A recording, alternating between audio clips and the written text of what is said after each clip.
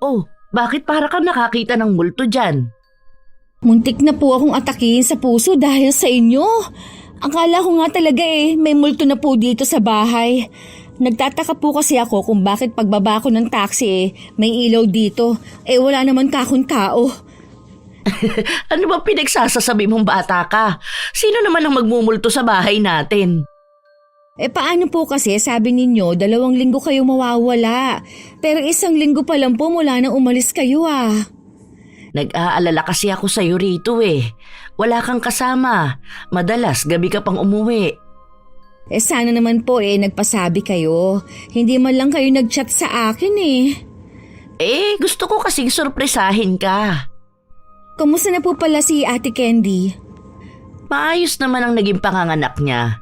Nag-aalala din siya sa'yo kaya nung dumating si Bala pinayagan na niya akong umuwi. Kung wala nga lang akong trabaho di sana kasama ninyo ako sa pagdalaw sa kanya. Yun nga ang sabi ko. Katatanggap mo lang kasi kako sa trabaho. Tinatanong nga ng ate mo kung kaya mo na ba talagang magtrabaho. Oo naman po. Masyado lang kayong nag-aalala sa akin Aba, hindi mo maiaalis sa amin ang mag-alala sa'yo. 3 buwan pa lang ang nakakalipas nang masangkot ka sa aksidente. 1 buwan kang comatose. Akala nga namin nun hindi ka na magigising 1 araw himala ang nangyari sa'yo. Ilang beses nyo na po yan ikinuwento. Hindi ko naman po maalala ang lahat.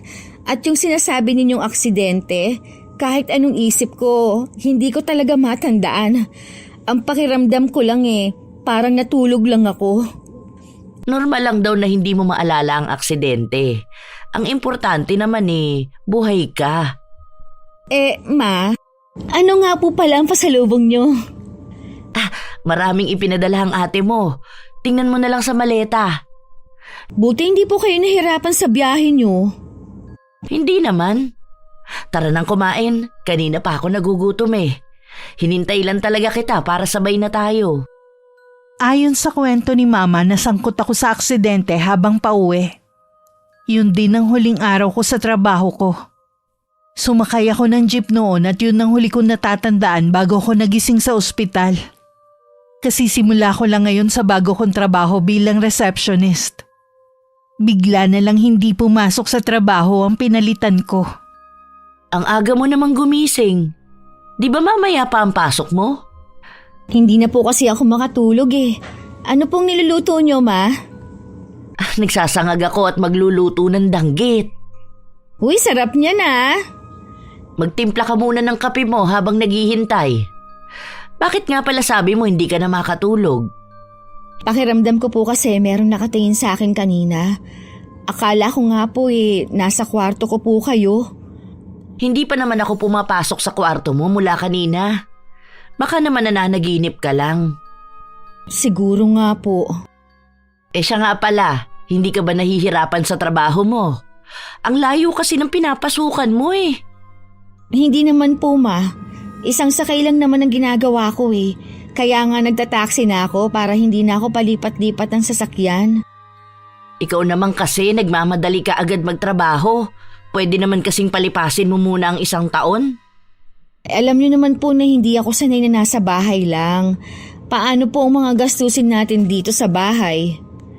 Malaki naman ang nakukuha kong pensyon sa tatay mo Saka nagbibigay din ang ate Candy mo. Alam ko po na malaki ang pagkakautang natin sa kamag-anak natin nung maospital ako. Gusto ko po na ako na lang ang magbayad kahit papaunti-unti. Huwag mong alalahanin ang utang natin. Naiintindihan naman ng mga kamag-anak natin yung tungkol sa utang. Hindi ko na po hihintayin na singilin tayo. Gusto ko po ngayon pa lang paghandaan ko na ang pagbabayad sa kanila. Sige, ikaw ang bahala. Pero huwag mong puwersahin ang sarili mo sa trabaho. Kapag hindi mo kaya, huminto ka na muna. Mas mahalaga pa rin ang kalusugan mo kaysa pagkita ng pera. Alam ko naman po yun, Ma. Mula nang magising ako mula sa koma, marami na akong nararamdaman na kakaiba. Nung una'y nakala ko na normal lang ang mga nakikita ko. Hanggang mapagtanto ko na parang nabuksan ang third eye ko sa aksidente. Inilihim ko ang nangyayari kina Mama at Ate. Ayoko na kasing dagdagan pa ang pag-aalala nila sa akin. Tanging ang best friend kong si Monet lang ang pinagsasabihan ko ng mga pinagdadaanan ko. Hanggang ngayon ba binabagabag ka pa rin ng mga kaluluwa ng mga kasama mo sa jeep? Hindi ko na sila nakikita. Pero may iba namang pumalit sa kanila. Natanggap na siguro nila na hanggang doon na lang. Hindi mo naman kasalanan kung ikaw lang ang nakaligtas sa aksidente. Grabe rin naman ang pinagdaanan mo. Kaya lang, madalas pa rin ako makaramdam ng kakaiba sa paligid ko. Katulad sa bago kong trabaho. May nakikita ka rin ba sa trabaho mo? Wala naman, pero ramdam ko na parang may kasama ako at nakamasid sa akin. Dito sa bahay, may nakikita ka ba? Sa dami ng mga santo nyo dito sa bahay, parang wala naman nang makakapasok dito na kahit ano. Ay, salamat naman kung ganun. Nasaan nga pala ang asawa mo at anak? Kanina ko pa sila hindi nakikita ha. Birthday kasi nung biyenan kong babae, kaya nandun silang mag-ama. Hanggang ngayon ba hindi ka pa rin nila tanggap? Ako matagal ko nang tanggap na kahit kailan, hindi nila ako matatanggap sa pamilya nila. Ayos lang naman, basta wag lang kaming magkakasama sa iisang bubong. Sa bagay, halatang hindi ka na apektado Hindi na talaga. Ang mahalaga lang sa akin ang asawa ko at anak ko. Kaya ikaw, kung gusto mo ng tahimik na buhay, pumili ka ng lalaking ulila na. Ikaw talaga? O bakit? Totoo naman Tingnan mo na lang ako, yung mga pinagdaanan ko. Boyfriend nga wala mga biyenan pa kaya? Oo nga pala. 2 taon na rin mula nang magka-boyfriend ka. Ayaw mo ba pumasok ulit sa isang relasyon? Huwag na muna siguro. Uunahin ko muna yung mga utang namin. Alam mo naman na malaki ang nagastos ni na mama at ate dahil sa pagkakaaksidente ko Sa bagay, mahirap nga yung may obligasyon pa. Tsaka, iniisip ko nga rin ang nangyayari sa akin. Pakiramdam ko, maapektuhan na rin ang pamumuhay ko kung lagi akong nakakaramdam ng kakaiba sa paligid ko. Oo nga, mahirap nga ang ganyan. Kung ako siguro ang nasa kalagayan mo, malamang naloka na ako. Mabuti na lang malakas ang loob mo. Ayoko rin kasi na makahalata si mama, kaya pilit akong kumikilos ng normal. Magpatingin ka kaya sa doktor? Naisip ko na rin yan, pero nag-aalangan ako. Baka kasi mapagkamalan akong baliw. Sa bagay nga, mag-iisip din ako ng paraan kung paano kita matutulungan. Salamat ha. Yung nakikinig ka lang sa mga daing ko malaking bagay na yun sa akin. Magkaibigan tayo. Natural lang na damayan kita sa panahon na naguguluhan ka. Ganyan ka rin naman sa akin O paano? Uuwi na ako. Ingat ka ha, kahit ba malapit lang sa inyo. Chat ka lang sa akin kapag may kailangan ka. Habang naglalakad ako pa uwi, ramdam ko na parang may sumusunod sa akin. Paglingon ko, wala namang tao. Binilisan ko na lang ang paglalakad ko. Hanggang makarating ako sa bahay namin. Nang akmang isasara ko na ang pinto, nakita ko sa labas ng gate namin ng isang babae. Parang pamilyar sa akin ang suot niya. Bigla ko nakaramdam ng palalamig kaya mabilis ko nang sinara ang pinto. Parang yung suot niyang uniform. Kapareho ng sinusuot ko. Sino kaya siya? Oh, nandyan ka na pala Iha. Kumusta ang pagpunta mo kina Monet? Okay naman po. Nagkwentuhan lang naman kami. Bakit parang namumutla ka dyan? Masama ba ang pakiramdam mo? Ayos lang po ako. Tumakbo po kasi ako pa uwi Baka napagod lang ako. Bakit ka naman tumakbo? May humahabol ba sa'yo? Wala po. Sinubukan ko lang po na tumakbo kung kaya ko pa. Akala ko naman kung napano ka na Ma, meron po kasing babae sa labas. Hindi ko po kilala. Baka kayo, alam ninyo kung sino siya. Ha? Bakit hindi mo pa tinanong? Masilip nga kung sino. Nandito na kasi ako sa loob nang makita ko siya Wala naman Baka naman umalis na nung hindi mo siya pansinin. Ano bang itsura? Hindi ko po masyadong mamukaan pero halos kaedad ko lang po siguro siya. Baka isa lang sa mga tenant sa kabila. Halos mga kaedaran mo mga umuupa dyan eh. Baka nga po. Sige ma, papasok muna ako sa kwarto. Aayusin ko rin ang uniform ko para bukas. O sige, tatawagin na lang kita kapag maghahapunan na tayo. Habang natutulog ako, bigla na lang ako nagising sa gitna ng gabi. Napatingin ako sa may pinto. Nagtaka ako kung bakit nalipat doon ang uniform ko. Samantalang isinabit ko yung sa may bintana. Akmang tatayo ako pero hindi ko naman maigalaw ang katawan ko. Hindi ko rin maalis ang paningin ko sa may pinto. Hanggang nagkaroon ng paa, kamay at mahabang buhok ang uniform. Huli na mapagtanto kong tao pala yun na nakatingin sa akin. Lucy! Lucy! Gumising ka! Ha? Ma? Ano pong ginagawa niyo rito? Narinig kasi kitang sumisigaw kaya napatakbo ko rito. Ano bang napanaginipan mo? Hindi ko na po maalala, ma. Anong oras na po ba? 3:00 pasado pa lang. Heto, inumin mo muna tong tubig mo rito. Salamat po. Pakiramdam ko nga uhaw na uhaw ako. Mabuti lagi kang may tubig dito sa lamisita mo. Alam niyo naman po na uhawin ako kaya talagang lagi akong may tubig sa kwarto ko. Matulog ka ulit, maaga pa naman. Babantayan kita. Hindi na po ako makakatulog. Babangon na lang po ako. Sa sala na lang po ako maghihintay ng oras. Ang mabuti pa sasamahan na lang kita. Hindi na rin ako makakatulog Pasensya na po ha kung pati kayo naabala ko. Naku, huwag mo isipin na abala ka. Lagi ka bang nananaginip ng masama? Ngayon lang po, ma. Ipagtitimpla na lang kita ng gatas. Siguro bawasan mo muna ang pag-inom mo ng kape. Mahirap naman po yun. Lalo't antukin pa naman ako. Kape po talaga ang nagpapagising sa akin. Hindi ko naman sinabi na huwag ka nang iinom. Bawasan mo lang. Minsan kasi nakakailang timpla ka. Saka po, wala namang kinalaman ng kape sa panaginip ko. Wala nga, pero napansin ko nagiging nervyosa ka naman. Sige na nga po, babawasan ko na. Sa umaga na lang po ako magkakape. Saka sa trabaho, iwasan mo na rin ha. Kahit wala sa mood magtrabaho, pinilit ko pa rin pumasok.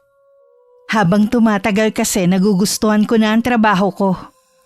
Kahit konti lang kami sa building na yon, mababait at madaling pakisamahan ng mga katrabaho ko. Hindi katulad sa dati kong inalisan.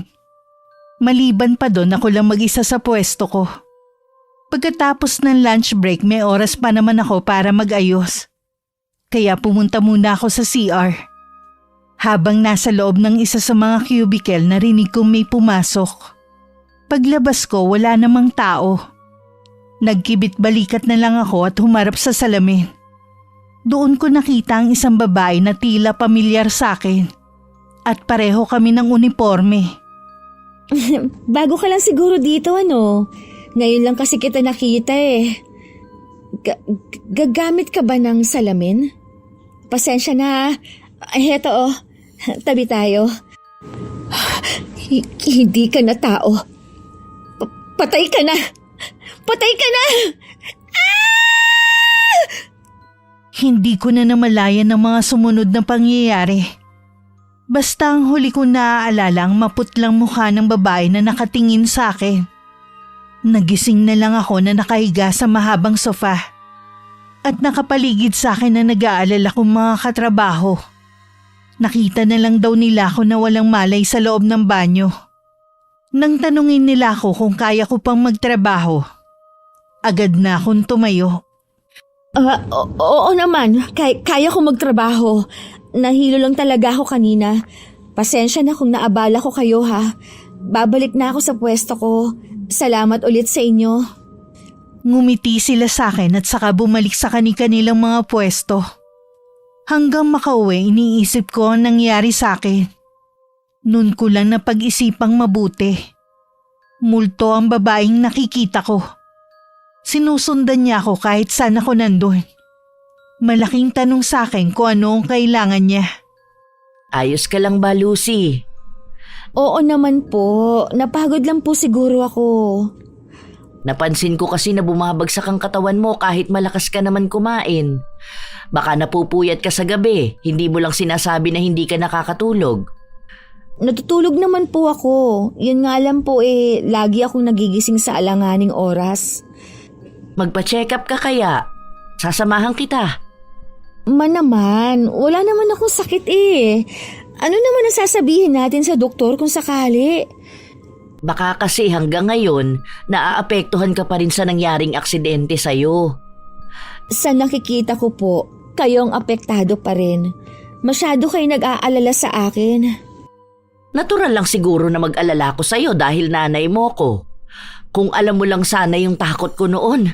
Nako, nung makita kita sa ospital na halos wala ng buhay. Ay, Diyos ko. Sa tingin ko po, kayo ang mas na-trauma sa aksidente kaysa sa akin eh. Limutan na lang po natin na nangyari. Siguro nga. Kaya hindi mo maiaalis sa akin ang mag-alala sa'yo kapag may nakikita akong pagbabago sa ikinikilos mo. Huwag na po kayo mag-alala. Ayos lang po ako. Kung sakaling may maramdaman ako, sasabihin ko po kaagad sa inyo na magpapatingin na ako sa doktor. Kahit hindi mo sabihin sa akin, alam ko may bumabagabag sa'yo. Nandito lang ako kapag handa ka nang magsabi. Naikwento ko kay Moneta na pag-usapan namin ng mama ko sa pagdalaw ko sa kanya. Minsan kasi pakiramdam ko OA na siya sa sobrang pag-aalala sa akin. Natural lang sa mama mo na mag-alala ng ganun. Lalo na siguro kung malaman niya ang nangyayari sa'yo ngayon, lalo yung mapaparaning. Tingin ko nga, kailangan ko na ng tulong. Pero hindi ng doktor. May nakikita ka na naman ba? Oo, isang babae na kapareho ng suot kong uniforme. Di ba? Sabi ko sa'yo iba ang pakiramdam ko sa paligid dahil pala sa kanya. Sino nga kaya ang babaeng yun? Bakit kaya siya nagpapakita sa'yo? Hindi ko alam pero nararamdaman ko na meron siyang gustong sabihin sa akin. Kung kapareho ng uniforme mo ang suot niya, malamang dati siyang nagtatrabaho sa kumpanyang pinapasukan mo ngayon. Doon ka mag-umpisang mag-imbestiga. Kung ganon, hindi ko muna itutuloy ang plano kong pag-resign. Ha? Balak mo na palang mag-resign? Sana, dahil sa nangyari sa akin sa trabaho. Palagay ko, magpapakita siya ulit sa akin eh. Ayoko namang isipin ng mga katrabaho ko na baka nababaliw na ako kapag nakita nila akong parang loka-loka. Hayaan mo kung anong gusto nilang isipin. Ang mahalaga ngayon, alamin mo kung sino ang babaeng yun. Tama ka. Tingin ko rin kahit umalis ako sa trabaho, hindi rin niya ako patatahimikin eh. Kaya nga kaya tama lang na tulungan mo na lang siya. Huwag kang matakot, nandito lang ako para tulungan ka. Salamat ha. Maaasahan ka talaga. Ngayon lang ako bumabawi sa'yo sa dami ng tulong na binigay mo sa akin noon. Hindi naman ako naniningil no. Natural na sa magkaibigan na magdamayan sa oras ng kagipitan. Huwag na nga natin pag-usapan ang mga nagawa natin sa isa't isa. Basta magkaibigan tayo. Sinunod ko ang payo sa akin ni Monet. Inalam ko sa pinapasukan ko ang tungkol sa babae. Hindi naman ako nahirapan lalo na nung makita ko ang litrato niya. Nasiguro kong yun ang babaeng nagpapakita sa akin. Ang bilis mo namang nalaman ng impormasyon tungkol sa multo na yun. Rosel Soriano pala ang pangalan niya.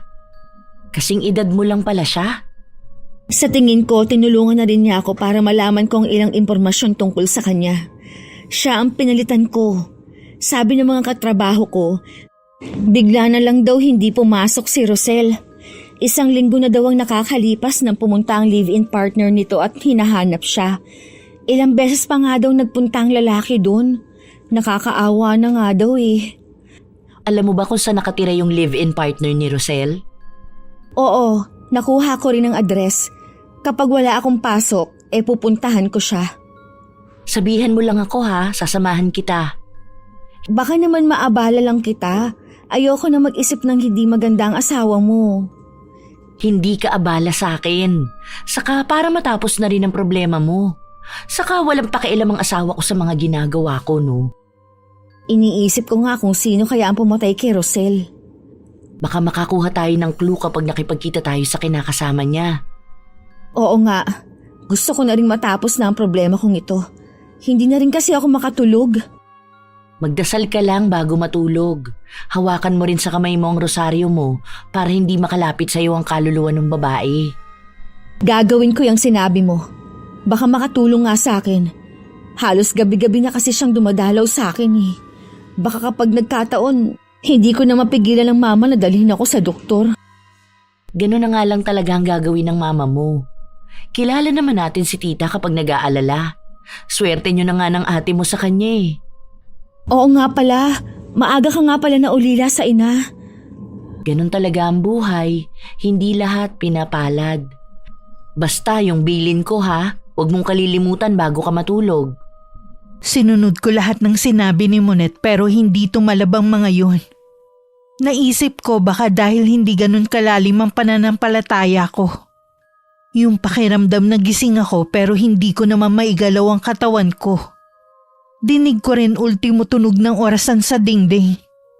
Ilang sandali pa sa gilid ng mga mata ko. Nakita kong palapit ang babae hanggang tumayo siya sa tabi ko. Gusto kong pumikit at sumigaw pero hindi ko magawa. Lucy! Gising! Binabangungot ka na naman! Ma? Ano pong ginagawa niyo dito? Narinig ko kasing sumigaw ka. Kanina pa kita ginigising pero hindi ka magising-gising. Mabuti na lang kiniliti ko ang talampakan mo. Ang sama lang po ng panaginip ko. Ang mabuti pa, tuwing gabi sa kwarto ko na lang ikaw matulog para nababantayan kita. Huwag na po ma, hindi naman na ako bata para tumabi pa sa inyo eh. Nag-aalala lang naman ako sa iyo eh. Paano kung hindi ka magising? Baka mamaya mapasukan na lang kitang malamig na bangkay dito sa kwarto mo. Hindi po mangyayari yon ma. Ayos lang po ako. Anong ayos lang? Halos gabi-gabi ka na lang nga nananaginip ng masama eh. Anong oras na po ba? Naririnig ko na kasi ang tilaok ng manok ng kapitbahay eh. 4:00 na. Kung ayaw mong matulog sa kwarto ko, ako na lang ang matutulog dito sa kwarto mo. Paano po tayo magkakasya sa higaan ko? Single bed lang to. Pwede naman ako maglatag dito sa sahig. Pero ma... Huwag ka nang tumutol. Bilang mama mo, alam kong makakabuti para sa'yo. Parang panaginip lang naman po ang nangyayari sa akin eh. Hindi na normal yung gabi-gabi ka na lang sumisigaw dahil sa masamang panaginip. Dahil lang po ito sa pagod siguro. Huwag ka nang makipagtalo pa. Buo na ang desisyon ko. Sasamahan kita rito simula mamaya. Wala akong nagawa. Nang sumunod na gabi sa kwarto ko nga natulog si Mama. Kahit anong pilit ko rin sa kanya, hindi siya nahiga sa kama ko. Komportable naman daw siya sa sahig na may kutsyon. Malalim na ang gabi nang magising na naman ako dahil sa babaeng multo. Sa pagkakataong yon, tila meron siyang ibinubulong sa akin. Ano bang kailangan mo? Ha? Nakikiusap ako. Tantanan mo na ako. Tama na! Lucy! Lucy! Gumising ka! Gising anak! Ma? Pasensya ka na iha. Hindi ka kasi magising-gising eh. Kaya sinampal kita. Nasaan na siya? Sinong tinutukoy mo? Yung babaeng gabi-gabing nagpapakita sa akin. Saan siya nagpunta? Tingin ko nga meron tayong kasama na hindi natin nakikita. Ano pong ibig ninyong sabihin, Ma? Mula kasi kaninang pagpasok ko rito, kinikilabutan na ako. Pakiwari ko din iba yung lamig dito sa kwarto mo. Ang mabuti pa kaya, pabendisyon na natin itong kwarto mo. Lagi na lang akong ginagambala ng babaeng multo na yon. Nakakakita ka ng multo? Dahil po sa aksidenteng nabuksan ng third eye. Bakit ngayon mo lang sinabi sa akin? Sorry, Ma. Ayoko na po kasi mag-alala pa kayo. Naku, mas lalo mo akong pinag-aalala dahil akala ko kung ano na ang nangyayari sa'yo. Iniisip ko rin po kasi na baka hindi kayo maniwala sa akin. Ilang buwan na po akong nahihirapan sa sitwasyon ko. Hahanap tayo ng solusyon para maipasara natin yung third eye mo. Ma, tingin ko po, gusto ng babaeng multo na tulungan ko siya na mabigyan ng katarungan. Ha? Paano mo naman gagawin yan? Kung pupunta tayo sa pulis, baka hindi ka paniwalaan. Hindi po ako magsusuplong. Hinahanap po kasi siya ng kinakasama niya. Baka gusto niyang tulungan ko siya na maiparating na wala na siya. Kaya po pupuntahan po namin ni Monette ang bahay ng kinakasama niya. Paano ba nagkaroon ng koneksyon sa'yo ang multo na yun? Siya po yung receptionist na pinalitan ko. Sabi ng mga katrabaho ko, bigla na lang daw siyang hindi pumasok sa trabaho. Kawawa naman. Siguro hindi matahimik ang kanyang kaluluwa. Kaya nga po tutulungan ko siya para matahimik na rin po ako. Sigurado ka ba sa plano mong tulungan ng multo na yon? Baka kasi ikapahamak mo lang ang gagawin mo. Sigurado po ako, Ma. Kasama ko naman po si Monette kaya lumalakas ang loob ko. Baka may iba pang paraan na matulungan ng babaeng yun nang hindi mo kailangang masangkot. Sa akin po siya nagpapakita, kaya po alam ko na ako lang ang makakatulong sa kanya. Sige, hindi na kita pipigilan pa, pero mag-iingat ka. Multo ang gustong humingi ng tulong sa'yo. Opo, Ma, alam ko po. Ang pagtulong naman po ay para sa lahat. Oo nga. Kaya lang kasi Ay, sa bagay, kasama mo naman si Monette. Alam ko na hindi kanya pababayaan. Nagpatawag ng pari si Mama para mabindisyonan ng buong bahay at ang kwarto ko. Kinabukasan naman day off ko. Pinuntahan namin ni Monette ang address kung saan dating nakatira si Rosel. Isang matangkad at mistisuhing lalaki ang nagbukas ng pinto. Nagtatakang tingin ang ipinukol niya sa amin. Sino kayo? Anong kailangan nyo? Mga kaibigan kami ni Rosel. Mga kaibigan? Kilala ko lahat ng kaibigan ni Rosel. Ngayon ko lang kayo nakita. Bago lang niya kaming mga kaibigan bago siya nawala. Ako nga pala si Lucy at siya naman si Monette. Ganun ba? Pasok muna kayo. Pasensya na kung makalat ang bahay. Wala kasi akong oras para maglinis. Lagi kasi akong wala. Teka, kukuha ko kayo na maiinom. Hindi, huwag na. Katatapos lang naman namin magmerienda. Paano nyo nga pala nakilala si Rosel? Hindi niya kasi kayo nababanggit Magkasama kami sa trabaho. Mabait naman siya kaya nakapalagayan namin agad ang isa't isa. Ako na lang din ang nagpakilala sa kanya kay Monette. Bago lang kaming magkakaibigan ng... Kaya pala pareho kayo ng uniforme. May balita ka na ba sa kanya? Wala pa rin hanggang ngayon. Kaya nga ako laging umaalis para mag-follow up sa kaso niya. Inireport mo rin pala sa pulis ang pagkawala niya.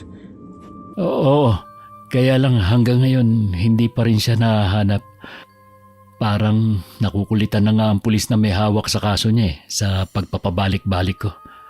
Sa tingin mo kaya, nasaan na siya ngayon?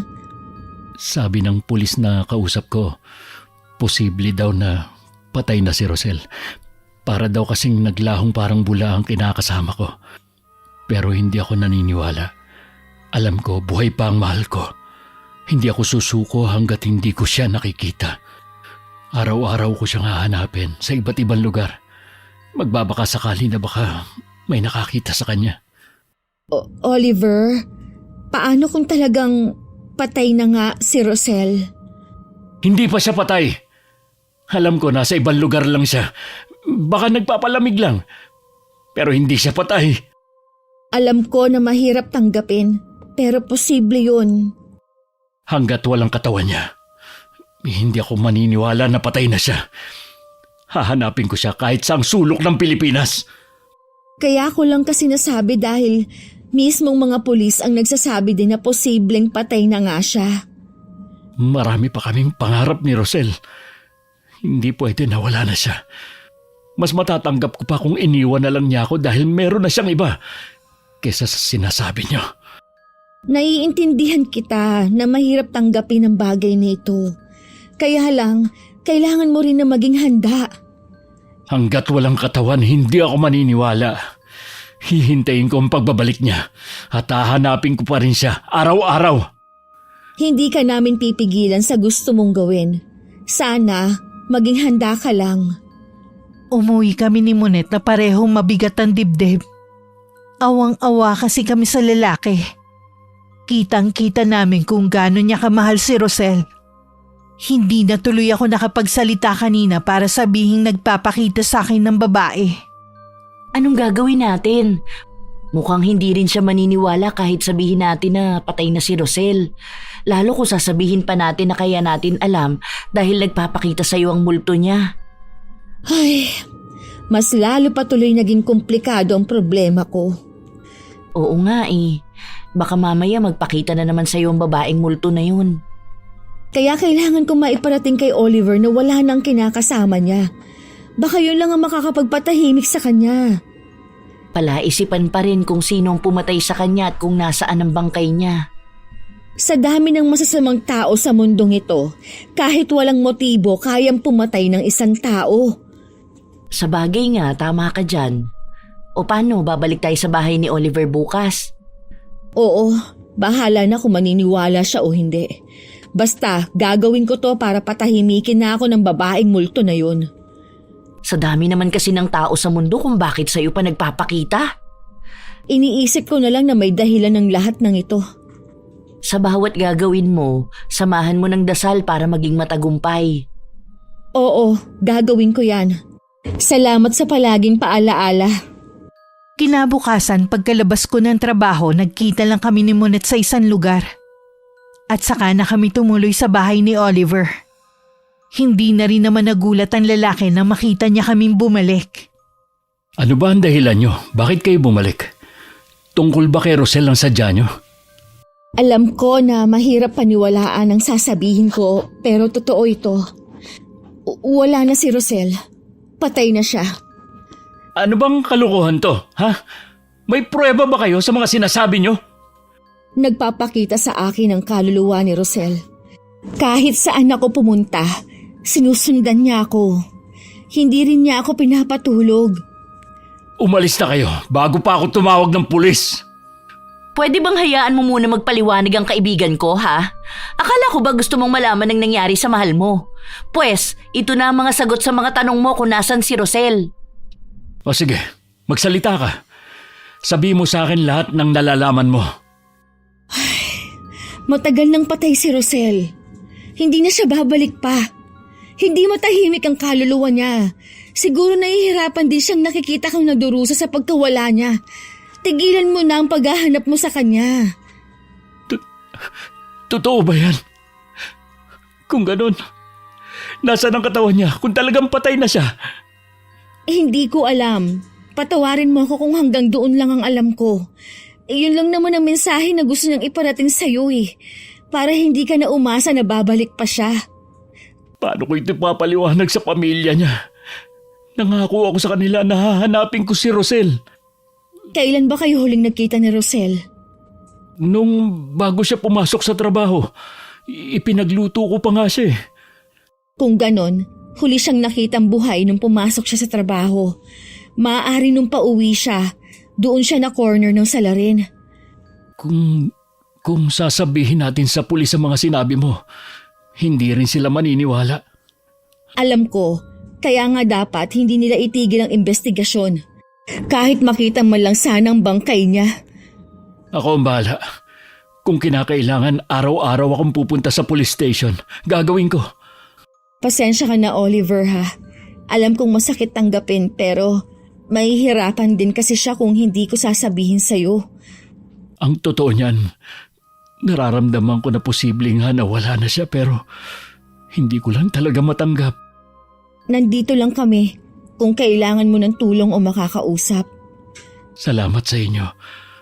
Alam ko na mabubuti kayong tao. Mag-iingat ka rin kasi hindi natin alam kung sinong salarin. Posible rin na kilala niyo ang taong pumatay sa kanya. Titignan ko rin ang mga gamit niya. Baka may makita ako na pwede nating gawing ebidensya. Malaking tulong yung gagawin mo. Tatawagan ko kayo agad kapag meron ako nakita na pwede magturo ng kinaroroonan ni Rosel. Hindi na rin kami magtatagal. Kailangan na rin namin umuwi eh. Mag-iingat kayo sa pag-uwi. Parang nabunutan na rin ako ng tinik pagkatapos kong maipagtapat kay Oliver ang lahat. Naaawa man kami pero kailangan na niyang tanggapin na hindi na babalik si Rosel. Mula rin ng araw na yun, hindi na nagparamdam ang babaeng multo. Kawawa naman pala si Oliver. Oo nga po eh. Biruin ninyo, ilang buwan na niyang hinahanap si Rosel. Yun pala matagal ng patay yung tao. Sana naman makita na ang bangkay niya para mabigyan ng disenteng libing. Sana na nga po. Kahit papaano, panatag na rin ako dahil matatahimik na rin ako at makakatulog ng mahimbing sa gabi. Ipagdasal na rin natin ang kaluluwa niya para tuluyan ng matahimik. Ipagdasal rin po natin na sana matanggap na ni Oliver ang pagkawala ng mahal niya. Bumilib nga ako sa lalaking yun eh. Biruin mo, araw-araw siyang lumalabas para hanapin si Rosel. Kahit nakukulitan na sa kanya ang mga pulis, pumupunta pa rin siya para makibalita. Doon nga rin po ako bumilib sa kanya. Bibihira na ang ganong lalaki. Oo, sana ganong lalaki ang mahanap mo. Nako ma, priority ko po muna ang pagbabayad ng utang natin. Pwede mo naman pagsabayin eh. Mahirap po sa akin dahil bukas ang third eye ko. Hindi naman po lahat itanggap ang ganitong kondisyon. Kung makapagsalita ka naman para kang may sakit, espesyal ka lang kumpara sa iba. Pinaganda nyo lang po eh. Ay, wag na nga po natin pag-usapan yan. Sige, ikaw ang bahala. Pero wag mong isara ang puso mo nang dahil lang sa natatakot ka na malaman ng ibang tao na may third eye ka. Opo, ma. Nung gabing matutulog na ako pagpasok ko sa kwarto ko, naamoy ko ang mabangong bulaklak at saka kandila. Dahil sa pag-aakalang si Mama lang ang pumasok, nagkibit balikat na lang ako. Nakadilat pa ang mga mata ko ng mga oras na yun. Nang bigla na lang nagpakita sa akin si Rosel na umiiyak habang naliligo sa sariling dugo. Bigla akong napabangon mula sa pagkakahiga. Rosel, ginawa ko ng gusto mo. Sinabi ko na kay Oliver na patay ka na. Ano pa ba ang kailangan mo, ha? Sabihin mo, para matulungan kita. Rosel? Rosel, nasan ka? Sabihin mo sa akin kung sinong pumatay sa'yo. Tinangka akong tumayo pero bigla na naman nanigas ang katawan ko. Hindi na naman ako makagalaw. Kinakapos na rin ako ng paghinga na parang nalulunod. Lucy! Lucy, gising! Lucy! Ma? Hindi pa rin pumatahimik si Rosel. Hindi ko na alam ang gagawin ko. Hindi kaya gusto niyang humingi ng tulong sa'yo para mahanap ang taong pumatay sa kanya? Siguro nga po, kaya ginugulo na naman niya ako. Kailangan mong maging matapang ngayon dahil sigurado na magpapakita ulit siya sa'yo. Siya lang mismo makakapagturo kung sinong pumatay sa kanya. Oo, kaya kapag nagpakita siya, tanungin mo kung sino ang pumatay sa kanya. Opo, ma. Tatanungin ko siya. Kung talagang gusto niyang mabigyan ng katarungan na nangyari sa kanya, kailangan niyang makipagtulungan. Sige na, matulog ka pa. Babantayan na lang kita. Hindi na rin po ako makakatulog nito eh. Ihintayin ko na lang po na mag-umaga. Kung ganun sa sala na lang tayo maghintay. Parang bumigat na naman kasi ang kwarto na to. Dahil nandito lang siya sa paligid. Hindi na nga siya nananakit, pero papatayin naman niya tayo sa nerbiyos. Halika na, tumayo ka na dyan sa higaan. Ayaw na sana ni Mama na pumasok pa ako sa trabaho ng araw na yun. Pero ako lang ang nagpumilit. Baka kasi may malaman pa ako tungkol kay Rosel. Pero maliban sa masipag sa trabaho at magaling makisama, wala na akong nalaman pa sa mga katrabaho ko. Bago umuwi ng hapon, pumunta muna ako sa CR. Kapapasok ko pa lang nang biglang nagpatay sindi ang ilaw. Imbis na matakot, tumingin pa ako sa salamin sa harapan ko. Mula doon lumitaw ang imahe ni Rosel. Wala namang lumalabas na boses sa kanya pero naiintindihan ko ang buka ng bibig niya. Oo, Rosel. Handa kitang tulungan. Gusto mo bang mabigyan ng hustisya ang pagkamatay mo? Sabihin mo sa akin, sino ang pumatay sa'yo? Ano ang pangalan niya? Bigla ko nalumo nang biglang nawala ang imahe ni Rosel. Ngunit bigla na lang may pulang likido na gumuhit sa salamin. Nanlaki ang mga mata ko nang mabasa ko ang pangalan na nakasulat doon. Hindi ako makapaniwalang siya ang pumatay kay Rosel. Sabi na nga ba eh, duda na nga ba ako sa paiyak-iyak ng Oliver na yun? Awang-awa pa naman tayo sa kanya. Peke naman pala siya. Nang mabasa kong sinulat ni Rosel sa salamin, hindi ako makapaniwala. Si Oliver mismo ang pumatay sa kanya. Siguro, para nga naman hindi siya mapaghinalaan na may kinalaman sa pagkawala ni Rosel. Nagkunwari na lang siya na hinahanap niya ang pobre. Ang galing umarte ng hinayupak. Kahit alam na natin kung sino ang pumatay kay Rosel, wala naman tayong ebidensya. Hindi rin natin siya mapapakulong. Kailangan si Oliver mismo ang umamin sa mga pulis. Kailangan natin siyang kumbinsihin. Nararamdaman ko naman na mahal niya si Rosel. Baka hindi naman niya talaga sinasadya na mapatay ang kasintahan. Ibig mong sabihin makikipagkita tayo sa kanya? Naku, baka mamaya tayo naman ang isunod niya. Hindi tayo dun sa bahay niya pupunta. Ibang pakiramdam ko sa bahay na yon.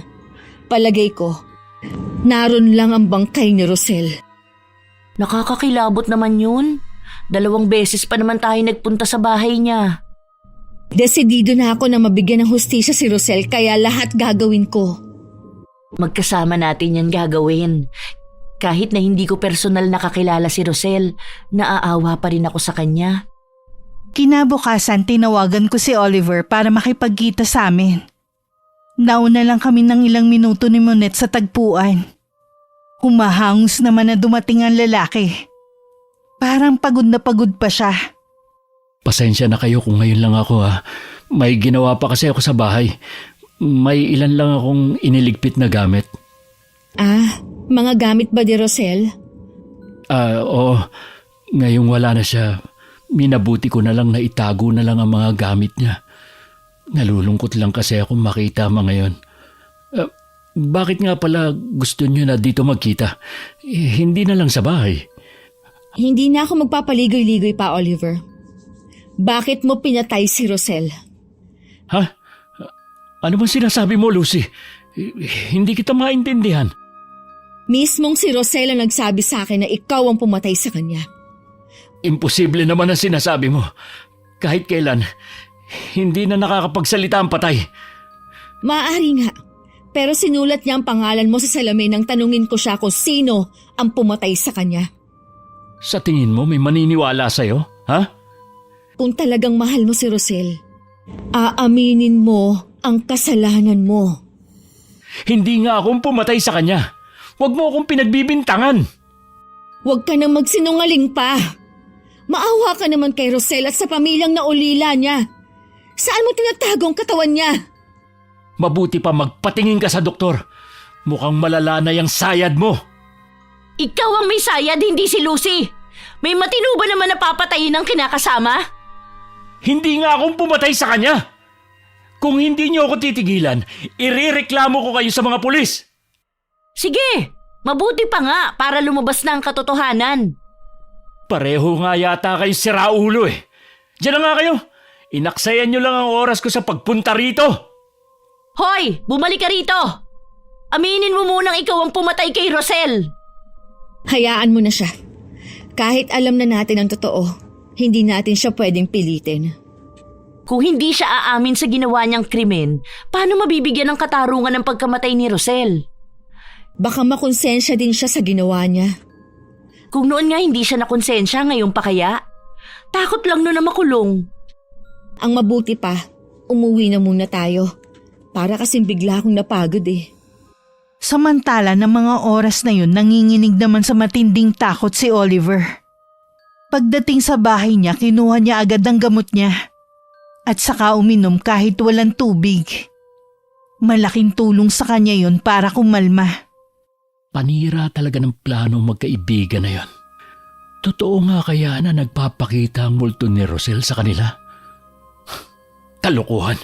Kung totoong nagmumulto si Rosel, edi sana sa akin na muna siya nagpakita at ako ang minulto. Kahit ano mangyari, hindi niyo malalaman na akong pumatay kay Rosel.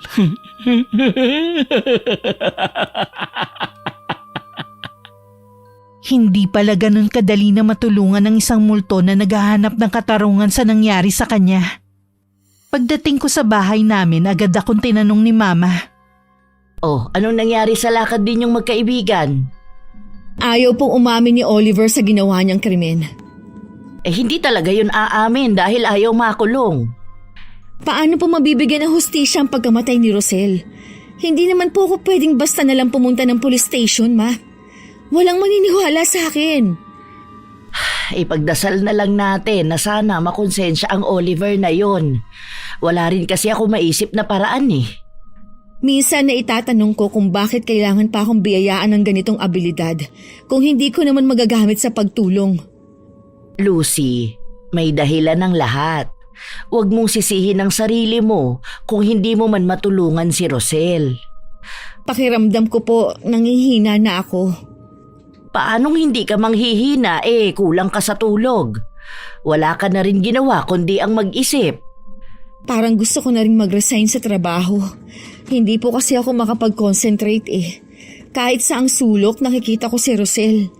Baka isipin ng mga katrabaho ko nasisiraan na ako ng bait dahil sa kakatuwa kong kinikilos. Mabuti pa nga siguro para kahit papano makapagpahinga ka muna. Tingnan mo ang itsura mo. Ang payat mo na. Inaalagaan ko naman po ang sarili ko. O sige na, matulog ka na muna. Babantayan kita. Madalas pa rin ako nagigising dahil kay Rosel. Ayaw niya akong tigilan hanggat hindi nabibigyan ng hustisya ang pagkamatay niya. Tuluyan na rin ako nag-resign sa trabaho. Minsan dumalaw sa amin si Monet. Matagal na rin kasi nung huli akong pumunta sa kanila. Anong nangyari sa'yo? Bakit butot balat ka na lang? Kumakain ka pa ba? Yan nga ang sabi ko sa kaibigan mo Ayaw naman magpadala sa doktor. Hindi naman po makakatulong ang doktor sa akin Ginugulo ka pa rin ba ni Rosel? Oo, kahit saan ko ipaling ang paningin ko, nandun siya. Dapat si Oliver ang minumulto niya at hindi ikaw. Sana nga. Kaya lang siguro, sarado ang third eye ni Oliver kaya sa akin siya nagpapakita. Kakausapin ko ulit siya. Baka sakaling mahabag na siya at umamin sa nagawa niyang krimen. Sabihan mo lang ako at sasamahan kita. Salamat sa iyo, Monet, dahil hindi mo pinababayaan ang anak ko. Oo naman po, tita. Para naman kami magkapatid ni Lucy. Siya nga pala. Kung wala kang gagawin, dito ka nalang magtanghalian ha. Sige ba? Wala naman na mag-ama ko nasa kabilang bahay. May okasyon kasi doon. Hanggang ngayon ba hindi ka pa rin tanggap ng pamilya ng asawa mo? Naku po, hindi na po yun magbabago. Ayos lang naman po, nandyan naman po kayo Kayo na lang po ang itinuturing kong pamilya rito. Kung hindi ka kayang panindigan ng asawa mo, maigi pang iwan mo na lang siya. Ma!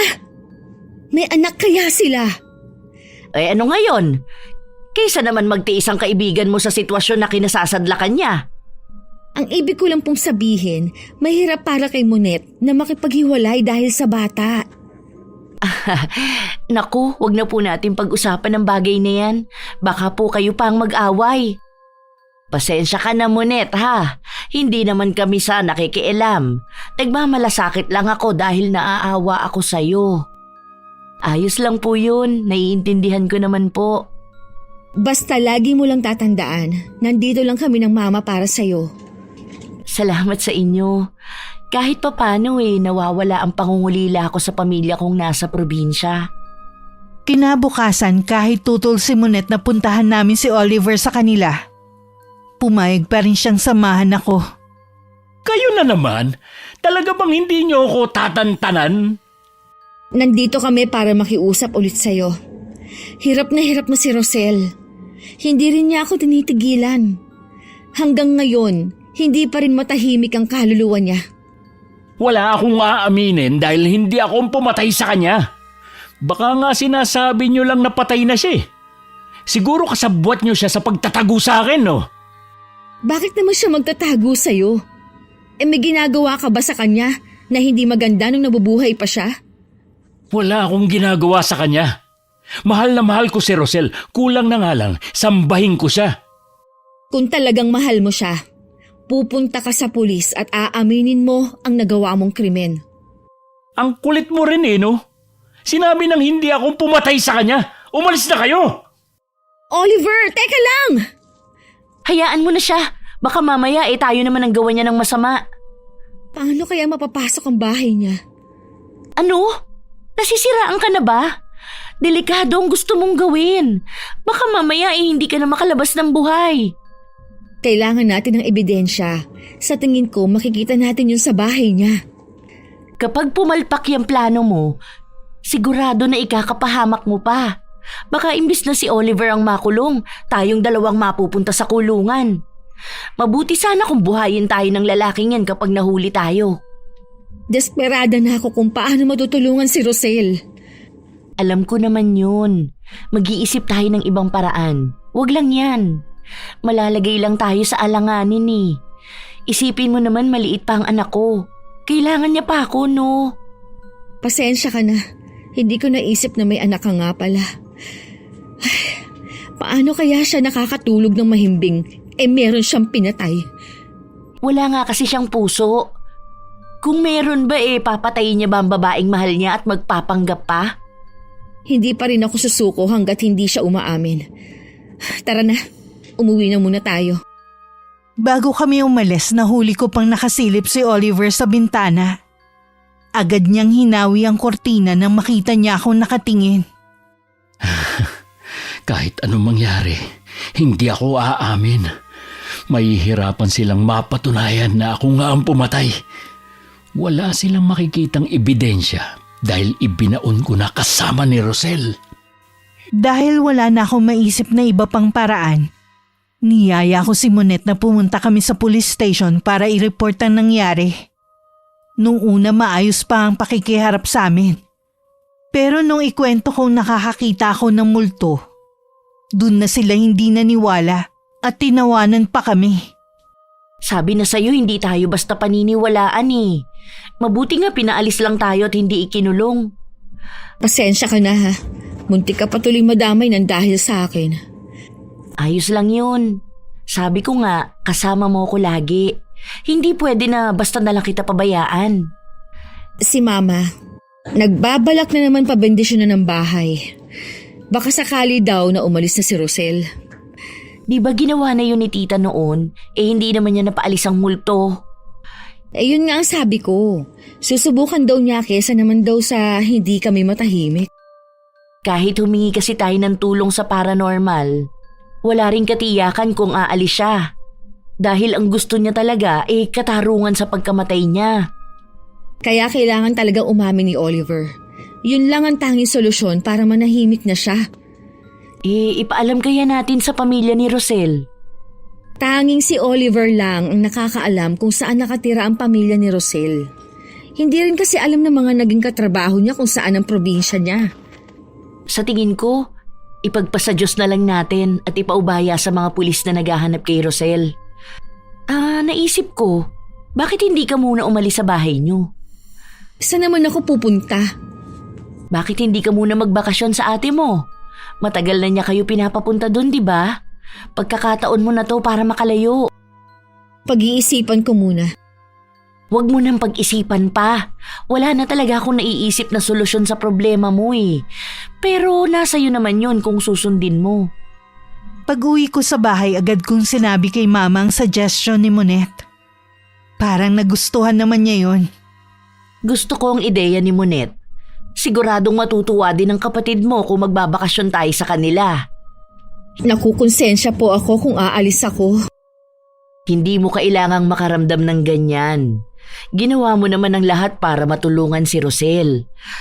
Tao ka lang. May hangganan din ang kakayanan mo kahit pa sabihin na bukas ang third eye mo. Sigurado po ba na hindi niya ako masusundan sa bahay ni Ate Candy? Malalaman natin. Ang importante ngayon makalayo ka muna sa bahay na ito. Sige po ma, doon muna tayo kay ate. Tatawagan ko na ang kapatid mo. Sigurado na matutuwa yun. Okay lang po kaya na walang tao dito sa bahay natin? Makikisuyo na lang ako sa kapitbahay natin. Mabait naman itong nasa kabila eh. Sa bagay nga. Ha? Ayan na naman ang amoy. Anong amoy? Amoy bulaklak po at kandila. Naghahalo ang amoy nila. Ha? Wala naman ako naaamoy ah. Alam ko po nasa paligid lang si Rosel. Mukhang hindi niya gustong gagawin natin na pag-alis. Ginawa naman natin lahat para matulungan siya. Na kay Oliver na ang huling desisyon. Rosel, alam kong nakikinig ka sa akin. Alam kong nahihirapan ka na. Pero sana maunawaan mo ko. Naniniwala ako na balang araw, makakamit mo rin ang hustisya. Lagi naming ipinagdarasal na sana matauhan na si Oliver at magtapat na siya sa mga pulis. Nawala ng amoy. Pero alam kong nasa paligid lang siya. Pareho kami ni Mama na nakaramdam ng malamig na hangin sa paligid. Nag-usal na lang ng panalangin si Mama. Hanggang mawala ang pakiramdam na parang meron pa kaming ibang kasama. Kinabukasan umalis na rin kami. Gaya ng inaasahan, tuwang-tuwa si ate. Ayos naman ang lugar, pero hindi pa rin ako matahimik. Dama ko pa rin kasi ang presensya ni Rosel. Napapansin pala ni Mama ang pagkabalisa ko. Alam ko may bumabagabag sa'yo. Kahit ang kapatid mo napapansin na ang kakaibang ikinikilos mo. Hindi pa rin niya ako nilulubayan. Ha? Nandito si Rosel? Opo. Parang mauuna pa yata akong masiraan ng bait kaysa mabigyan siya ng hustisya eh. Huwag mong sabihin yan. Magpakatatag ka anak. Hahanap tayo ng solusyon. Lumapit kaya tayo sa albularyo. Ano naman ang may tutulong ng albularyo sa atin, Ma? Subukan lang natin. Wala namang mawawala eh. Sige po. Saan naman tayo hahanap ng albularyo? Nabanggit ng ate mo na meron daw magaling na manggagamot dito. Hindi lang daw siya manggagamot. Isa din siyang mangkukulam. Sana nga matulungan niya tayo. Pupuntahan agad natin siya. Sa pagtanong-tanong namin natuntun namin ang bahay ni Caliroy. Nasa dulo ng baryo ang tinitirhan niya. Ayon sa napagtanungan namin, nanggagamot daw ang matandang lalaki. Pero kilala siya sa pangungula. Hindi pa man kami kumakatok ni Mama, bumukas na ang pinto. At iniluwa ang isang matandang lalaki na bulag ang isang mata. Magandang araw po sa inyo, Caliroy. Tuloy kayo. Alam ko na ang sadya nyo. Alam niyo na po? Parating pa lang kayo Alam ko na. Maupo muna kayo dyan. Magpapausok lang ako sa paligid. Hindi ko kasi gusto na merong kaluluwa na umaaligid sa bahay ko. Alam po niya ang tungkol kay Rosel. Sabi ko na sa'yo magaling siya. Kita mo nga, alam na niya agad ang sadya natin. Sana maitaboy na niya ng tuluyan ang kaluluwa ni Rosel. Hayan na si Caliroy. Hindi pa niya nakikita ang liwanag kaya hindi pa siya makatawid. At isa pa, hindi pa siya handang iwan ng mundong ito. Tingin niya dahil sa nakikita mo siya, ikaw ang magiging susi para makatawid siya. Pinatay po siya ng kinakasama niya. Kaya alam po, ayaw umamin ng lalaki sa ginawa niyang krimen. Hanggang ngayon po ginugulo ako ng multo. Hindi ka niya titigilan kahit saan ka magpunta. Alam niya kasi ikaw lang ang makakapagbigay ng hustisya sa kanyang pagkamatay. Tulungan niyo po ako, Caliroy. Lahat na nagpupunta rito tinutulungan ko. Pero ang sa iyo ang pinakamahirap na kaso. Ikaw pa lang ang lumapit sa akin na dahil sa multong problema. Caliroy, Nagsimula lang naman po ang problema ng anak ko mula nang mabuksan ng third eye niya. Pwede kayang maisara yun? Pwede nating subukan, pero kailangan bukal sa kalooban ng anak mo at handa siya. Gusto ko po sanang tulungan muna si Rosel bago ko tuluyang ipasara ang third eye ko. Pero anak, lahat nga ginawa mo na eh. Maawa ka naman sa sarili mo. May naiisip po ako na isa pang paraan para kusang umamin si Oliver. Alam ko pong matutulungan tayo ni Caliroy. Anong naiisip mong paraan, Iha? Gusto kong ipakulam si Oliver. Pahirapan siya hanggang siya na mismo ang sumuko at umamin. Maganda ang naisip mo. Kaya lang anak, masama ang magpakulam ng kapwa. Ito na lang po ang naiisip ko na paraan. Oo nga, kaya lang... Sige, kung yan ang plano mo. Kung buo na ang pasya mo, bumalik ka sa Biyernes ng hapon. Dala ng kanyang litrato at buong pangalan. Bakit po sa Biyernes pa? Dahil ganoong araw malakas ang aking kapangyarihan. Sige po, babalik na lang po kami sa Biyernes. Ngayon pa lang po nagpapasalamat na ako sa inyo. Gumaan na ang pakiramdam ko nang makauwi kami. Pero ramdam ko pa rin ang presensya ni Rosel sa paligid. Humingi naman ako ng tulong kay Monet kung paano makukuhanan ng litrato si Oliver. Kahit ang kaibigan ko nagulat sa plano ko pero sumang-ayon din naman siya. Habang nag-iisip si Monet kung paano makakalapit kay Oliver, bigla naman itong sumulpot sa harapan ng bahay nila. Anong ginagawa mo rito? Galing ako sa bahay ng kaibigan mo. Wala siya sa kanila. Nandito ba siya? Nasa bakasyon ng kaibigan ko dahil sa sobrang stress. Dahil sa ginawa ninyo, pinuntahan ako ng mga pulis sa bahay ko. Pinaghihinalaan nila na may kinalaman ako sa pagkawala ni Rosel. Talaga? Tama lang dahil totoo naman na may kinalaman ka sa pagkawala ng kinakasama mo eh. Ilang beses ko bang sasabihin na wala akong alam sa nangyari sa kanya? Hanggang kailan mo paninindigan ang kasinungalingan mo ha? Hindi ako nagsisinungaling. Kayo itong gumagawa ng kwento para siraan ako. Sana nga laliman pa ng mga pulis ang pag-iimbestiga sa'yo para lumabas ang katotohanan. Pwes, wala silang malalaman. Hinalughog na nila ang buong bahay ko at wala silang nakuhang ebidensya. Wala silang nakita na magpapatunay na ako ang pumatay kay Rosel. Kaya tumigil na kayong magkaibigan sa panggugulo sa akin. Aamin ka rin balang araw. Ikaw mismo ang magsusuko ng sarili mo sa mga pulis. Hindi mangyayari yan kahit kailan. Itaga mo sa bato. Tignan lang natin. Bago makalayo si Oliver, nakuhanan na siya ni Monet ng litrato. Agad niya yung pinasa sa akin. Medyo malabo lang pero pwede na yun. Naku buti hindi sinaktan si Monet. Hindi naman po. Mabuti na rin yun para makuhanan siya ng litrato ni Monet. Ngayon mararanasan niya ang bagsik ng kulam na nararapat sa kanya. Kulang pa nga po ang mararanasan niya sa ginawa niya kay Rosel. Buhay ang kinuha niya. Dapat lang, buhay rin ang maging kapalit. Maiba nga pala ako. Bago magtanong sa'yo ang ate mo ha.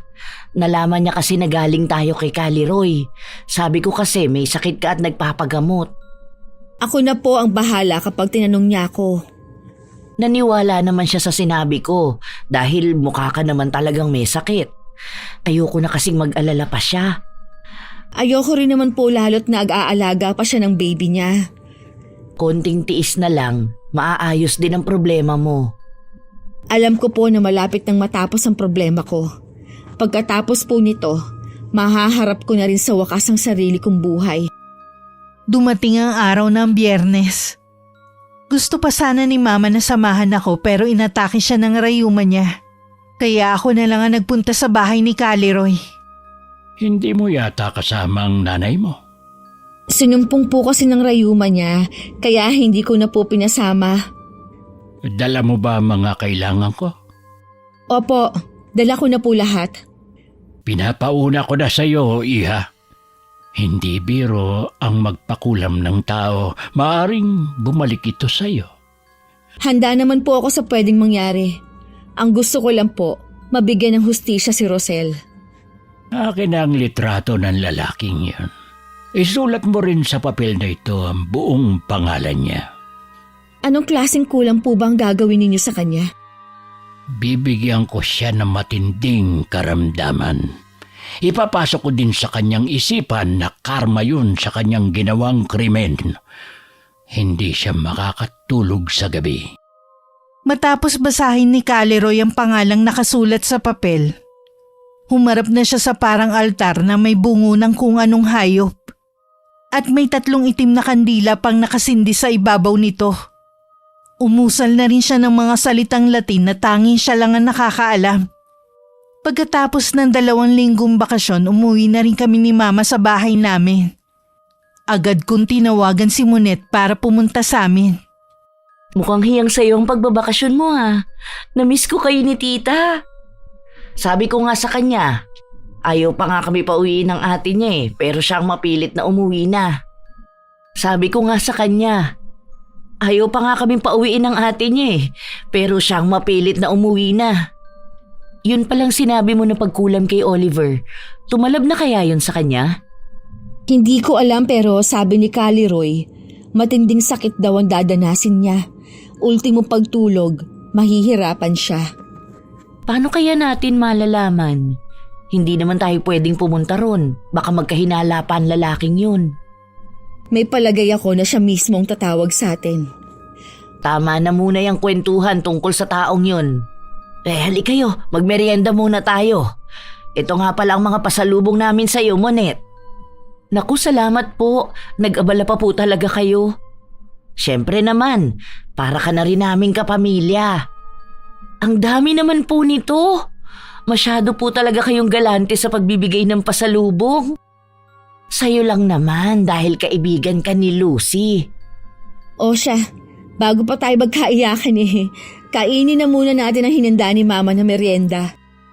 Habang masayang nag-uusap sina Mama at Monet, hindi ko maiwasang mapalingon sa kwarto na bahagyang nakaawang ang pinto. Alam ko nandun na naman si Rosel.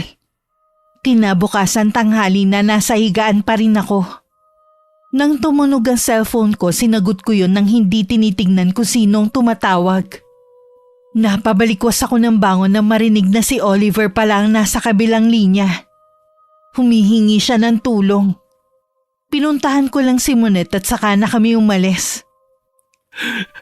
Salamat naman at pinuntahan mo ako. Bakit ikaw lang? Nasaan si Monet? Pumunta siya sa police station. Di ba sabi mo gusto mo nang sumuko? Oo. Mahigit 1 linggo na akong binabagabag ng konsensya ko dahil sa ginawa ko. Karma na siguro nangyari sa akin. Ano bang nangyari sa'yo? Bakit puno ka ng sugat sa katawan? Ang bilis din ng ikinabagsak ng katawan mo. Kulang pa ito sa ginawa ko kay Rosel. Tama lang sa akin na magdusa sa karamdaman na kahit ang doktor, hindi alam kung ano. Sabihin mo sa akin, paano mo pinatay si Rosel? Hindi ko naman sinasadya Maniwala ka, hindi ko sinasadya na patayin siya. Nagdilim lang talaga ang paningin ko. May pinag-awayan ba kayo? Oo. Gusto niyang makipaghiwalay sa akin. Nung una, ayaw pa niyang aminin na meron na siyang iba pero sa bandang huli, umamin na rin siya na may iba na siyang gusto at balak na nilang magsama. Paano mo siya pinatay? Paulit-ulit kong inuntog ang ulo niya sa pader. Saka lang ako natawan nang hindi na siya gumagalaw. Nasaan ang katawan niya? Ibinaong ko sa lupa. Naging pataba ang kanyang katawan. Sa likod, yung maraming bulaklak, naroon siya. Kung talagang mahal mo siya, hindi mo siya magagawang saktan, lalo na't patayin. Maniwala ka sa akin. Yun ang unang beses na nasaktan ko siya. Trinato ko siyang parang reyna. Niayaw ko siyang padapuan ng lamok. Kulang na lang, subuan ko siya habang kumakain. Ako rin nagpaaral sa kanya sa kolehiyo. Kahit may sarili akong pangarap, isinantabi ko yun para sa kanya. Tapos, may nakilala lang siya na masigit sa akin. Iiwanan niya ako? Alam mong hindi tatanggapin sa korte ang dahilan mo. Nakapatay ka at itinago mo pa ng ilang buwan ang bangkay niya. Kung hindi ka pa dinapuan ng sakit, hindi ka pa aamin. Natakot din kasi ako makulong. Akala ko, kaya kong itago ang krimen. Hindi ko akalain na magpapakita sa iyo si Rosel. Nakikisimpatya ako pareho sa inyo ni Rosel. Ang umamin ka sa ginawa mo sa kanya, yun lang ang makakapagpatahimik sa kanya. Alam mo, sana mapatawad niya ako sa ginawa ko sa kanya. Handa na akong makulong. Nandito na ang mga pulis. Inulit ni Oliver sa harapan ng mga pulis ang ginawa niya. Hindi rin nila malaman kung poposasan pa ang lalaki dahil sa kalagayan nito. Hindi na rin siya makatayo. Minabuti nilang tumawag ng ambulansya para madala ang lalaki sa ospital. Kami naman ni Monet pinanood ang paghuhukay sa likod ng bahay. Kung saan namumukadkad ng mga bulaklak sa mismong pinaglibingan sa katawan ni Rosel. Sa totoo lang, hindi ko maiwasan na maawa sa kalagayan ni Oliver nang makita ko siya kanina. Para kasing tumanda ang itsura niya dahil sa sakit. Matindi nga talaga yung kulam na ipinataw sa kanya. Makakaligtas pa kaya siya? Oo naman, inamin na rin niyang nagawang krimen. Kaya babawiin na ni Caliroy ang kulam. Ang lalim pala ng pinaglibingan kay Rosel. Kanina pa sila naghuhukay pero hindi pa rin makuha ang katawan. Nakakalungkot na nauwi sa trahedyang masayang pagsasama ng dalawa. Kahit may mali pa si Rosel, hindi pa rin tama na sapitin niya ang ganitong karumal-dumal na kamatayan. Sinabi mo pa, kahit sino walang karapatan na kumitil ng buhay. Hayan na yata. Ha! Kalansay na nga! Halos mag-iisang taon na rin na nakabaon siya dyan. Kaya huwag ka na magtaka, nakalansay na lang ang katawan niya. Nagulat lang talaga ako. Mabuti pa umuwi na tayo. Nagawa na rin naman natin ang misyon mo. Siguro naman matatahimik na si Rosel. Alam ko kung nasan man siya ngayon, masaya na siya. Sa wakas at makakatawid na rin siya sa liwanag. Umalis na rin kami sa lugar na yon. Lumingon pa ako dahil pakiwari ko may nakasunod sa akin ng tingin. Nakita ko nga si Rosel na nakangiti sa akin. Hindi na nakakatakot ang itsura niya. Maaliwalas na kasi at kumaway pa sa akin. 1 buwan na rin ang nakakalipas mula nang mangyari yon. Nasa bahay namin sa Monet ng mga sandaling yon. Nahatulan na pala si Oliver sa ginawa niyang pagpatay kay Rosel. Nabalitaan ko nga rin yan. Ganun talaga. Bawat krimen may karampatang parusa. Pinagbayaran lang niya ang kasalanan niya. Lucy, totoo ba na balak mong ipasara ang third eye mo? Oo, kaya nga babalik kami sa albularyo. Gusto ko kasing maging normal ang buhay ko katulad nung hindi pa ako naaaksidente. Kung doon ka matatahimik. Basta nandito lang kami ng mama mo para suportahan ka sa mga desisyon mo. Gusto ko na rin kasing mag-apply ng trabaho para sa mga obligasyon kong naiwan. Kailan ang balak ninyong pag-uwi? Sa makalawa na, babalik din naman agad kami dito. Gusto ka sana namin isama para makita mo naman ang lugar nila Candy. Oo nga, ang ganda doon. Naku, sa susunod na lang siguro. Ingat na lang kayo sa biyahe. Hihintayin ko na lang kayo rito. Nang makabalik kami agad kong pinuntahan si Caliroy. Parang inaasahan naman niya ang pagdating ko. Sa nakikita ko, desidido ka na sa pasya mo. Oras na maumpisa na natin, hindi ka na maaaring umatras pa. Kailanman hindi ko pagsisisihan na naging pasya ko na ipasara ang third eye ko. Mas naging tahimik ang buhay ko. At sa kasalukuyan, masaya ako sa bago kong trabaho. Wakas,